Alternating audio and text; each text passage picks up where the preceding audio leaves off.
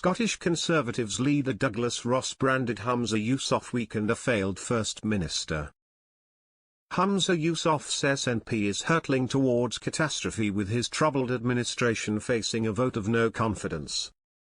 Scotland's First Minister was today dealt a massive body blow after the power-sharing agreement which gave his party a majority at Holyrood collapsed dramatically.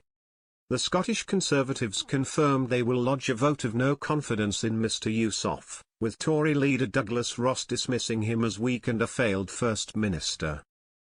Meanwhile, Scottish Labour leader Anas Sarwar said it was time to end this circus and call an election.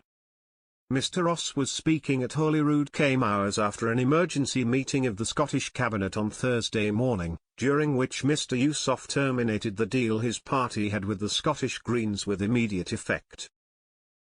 The Bute House agreement had given the SNP a majority, and in the wake of its collapse the Tories sought to heap further pressure on the First Minister.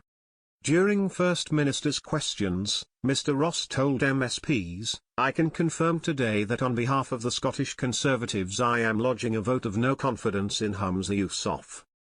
He is a failed First Minister. He is focused on the wrong priorities for Scotland. He has governed in the SNP's interests and not in Scotland's interests. He is unfit for office." He added that with the Bute House agreement scrapped, shouldn't this be the end of the road for this weak First Minister? If a vote of no confidence is passed, it would mean a majority of MSPs no longer have confidence in the leadership of the First Minister, and would put Mr Yousaf under enormous pressure. However, the SNP leader accused the Tories of game playing, insisting the arrangement with the Greens had served its purpose and had lasted 19 times longer than Liz Truss was Prime Minister for. Mr Yousaf went on to warn Mr Ross the Tories would be judged very poorly for playing political games. Commenting after FMQs, Mr Sarwar said, "The First Minister has spent weeks defending this discredited government. Just days ago, he said the Bute House agreement was worth its weight in gold.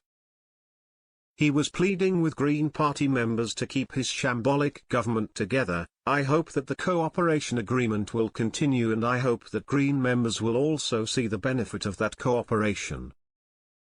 But now he has been forced into a humiliating U-turn. And he knows it. These are his words, I can't imagine being the leader of the SNP and the first thing I do is destabilize the government by going into a minority government. I think that would be a tremendously foolish thing to do."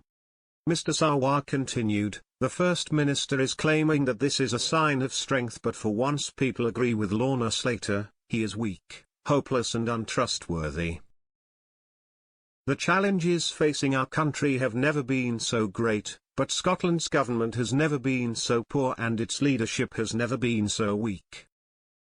The people of Scotland didn't vote for this mess and this chaos. It's time to end this circus and call an election."